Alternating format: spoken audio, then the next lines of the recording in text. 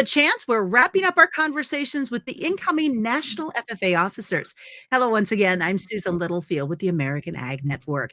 Joey Nowotny joins us now. He is the Eastern Region Vice President for the National FFA out of the state of Delaware. And you've had a chance to kind of think and absorb. But before we dive into all that's happening right now, Joey, tell me, why did you get involved in FFA? Yeah, for me, I had a crazy story. And what it looked like in Delaware, we can join FFA when we are in the 6th grade. And for me, I heard over the loudspeakers one day that there was going to be free pizza at the first ever FFA meeting of the month. And so 6th grade Joey found himself going to that meeting.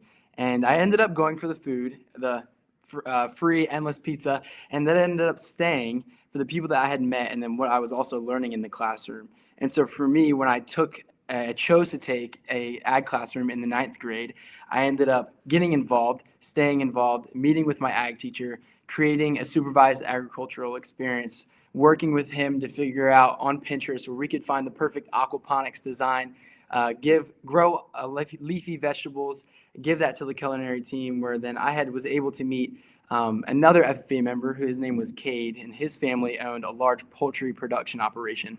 And as he was going away to college, he asked me to fill his spot. And so for me, it was crazy to get into the FFA because I had no ag background. I got into it because of the free food. But from the free food, I ended up having a non-traditional background of aquaponics and then jumping straight into super large production agriculture and finding myself in the position where I'm at today, where I can represent a little bit of everybody. I think what makes it so unique for you, Joey, is you have that non-ag background. So you kind of maybe reach the core of some of these kids that might be joining FFA. Maybe it's for the free pizza or whatever it is that entices them. But you can say, hey, you don't have to know about ag to join our organization. 100%. Yeah. Yeah. For you, what has been the biggest catapult then for you? You talked about your SAE and how that launched you. What did that push you through to different officer roles that you had within the FFA, starting with your home chapter? Yeah. Well, back in high school and growing up, I like I said, I had nothing to do with agriculture, and I really didn't find myself being super overly involved in the FFA. At the time, my dream was to go and play soccer in college, and that's what I thought I was going to do. And so I spent all my time doing that. It came around to about my junior year of high school when I came down and I ended up being very sick. And I had missed roughly about 75 days of school, and I could never step foot back onto that soccer field. And I had given up. I had given up on my dream. I had given up on myself, the people around me. But the one thing that never gave up on me was the FFA. And so for me, I continued to be involved and have those people around me and that continued to lift me up, showed me that I had so much value, so much more than how I could perform or what I can do on a field, but that I had already had value and was called by name to be in the exact moment that I was in. And so I made sure that I stayed around those people that were there to lift me up. And so as a national officer, I want to do that exact same thing. Create that experience where I can show someone that they have so much value, so far beyond what they can do or what they can show, but that they already have value for who they are. I'll tell you, that gives me goosebumps as you talk about the just the backing that you had from fellow FFA members. What made you decide to run for state office then? Yeah, so similarly, like my FFA advisor is an amazing guy, Dr. Wood, and he had brought me in and lifted me up. So I was ready to do whatever he told me. So when I was an FFA member, I competed in marketing plan and a couple other competitions, and it was never about competing. It was never about winning. It was never about any of those things. It was solely about doing what he said because I trusted him and being involved with the rest of my teammates because we were there to do something together and grow. And so he told me to run for state office, and I was like, aye, Captain, exactly what you say I'm going to do. I trust you. And so I was just kind of Joey being Joey. I was going into these interviews just kind of being me, cracking jokes, looking for a good time, making other people smile, and hopefully that I could smile too. And I ended up hearing my name called. And so from my chapter, the last state officer from my chapter was 1986. And to hear and to see the people around me from my chapter hear my name called was an ecstatic moment. And to go back and watch the videos of the chapter all like jaws dropped, look over as I'm running up, like it was a huge monumental moment for my chapter that means so much to me. And from the time then being elected, going into it, just looking for a good time and trying to laugh, made me realize that it was so much more than that, that now I had over at the time 5,000 FFA members that I was now representing, and I was going to do whatever I could to serve them best. So started from going in looking for a good time and smiling, but now to going in and leading with intention and making sure that I can ask good questions, hear the stories of the people around me, and in hopes that I can serve them the best as possible. So why national office? Yes, national office, similarly to my FFA journey and how I got involved, I was in a time of despair. I was in a time of quit. I was in a time of giving up on everything around me and including myself.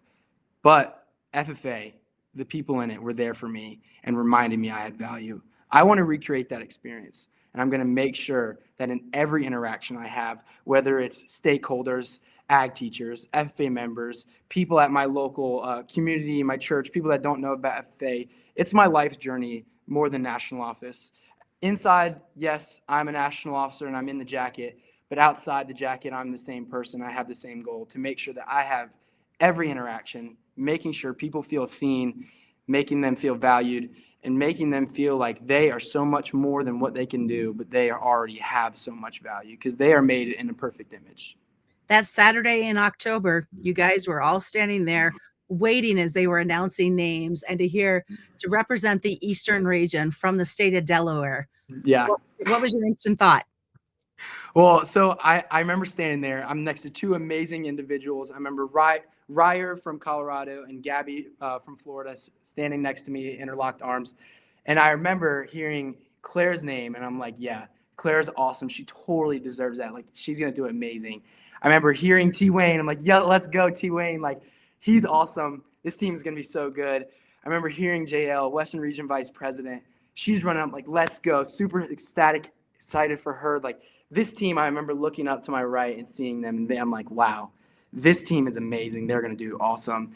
They get to the Eastern region, and I knew I had already known, like, I wasn't going to be called for any of those positions. I could only have so many shots. I'm like, you know, this could be it. And I remember feeling a sense of calmness, and which was weird because I was nervous for everyone else. And when I had gotten to the Eastern region, it was calm and it was silent.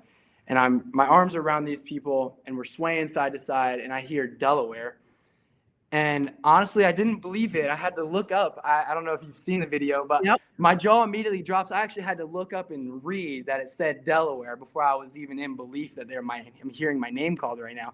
And I'm having Ryer and I'm having Gabby, two great friends, pushing me to Caroline, where I get to run up and hug these people that I'm like, wow. I am so blessed to be on a team with these people. And then remember hearing the names of Lily and Trey with open arms, ready to give them a hug. Because these people were, some of them strangers, some of them weren't. But now I am surrounded by amazing individuals who I am glad to call my family. So let's talk about that, because unlike your teammates who I talked to right after this all had happened, you guys are now immersed in what your national officer team is going to entail, writing speeches, learning things going into this next year. Let's talk about that and what you guys are doing at this moment. Yeah, so we actually landed back in Indy on Sunday.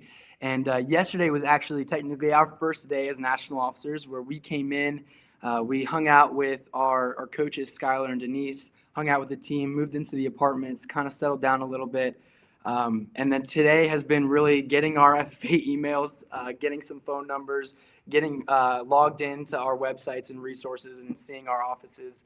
And moving forward, it's going to look like workshop prep and trainings. And that's what our month really is, and leading up till Christmas is training, having the team come together. And moving forward, I'm just beyond excited to continue to have the members in mind, have the people in mind, and remembering why I'm here and why I'm in this position. Well, you definitely are going to move mountains, I think, Joey, just with your enthusiasm and the story that you have to tell, enticing folks. And I think more importantly, you might influence a few FFA alumni to get back involved. I hope so. In your local FFA. I really hope so. And I have a great story that makes me think of a book I was reading, and it talks about a lumberjack in Oregon, and he was looking for a job, and he goes to a foreman and he says, hey, can you give me a chance? And the foreman says, all right, show me what you got. So he cuts down all these trees, and the foreman's like, okay, all right, slow down. You've got the job. You're doing a great job. Monday rolls around, it's his first day of work, and he's chopping down these trees faster than any of the other lumberjacks. He gets about a month, maybe 2 months into the job, and he's starting to slow down. He's like, hey, these other lumberjacks are catching up to me, and I'm just not reaching the same potential that I was at first. And the foreman looks at him and goes, you have done all this great work, but you have never once stopped to sharpen your axe.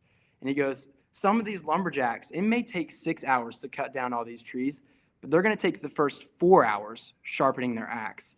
And so similar to me, I've taken the first 20 years sharpening my life, and now I am ready to put it to work and spend the rest of my life sharpening that axe and making sure that I'm helping other people sharpening their axe too. Because it means nothing if it's all about me and what I can do for myself.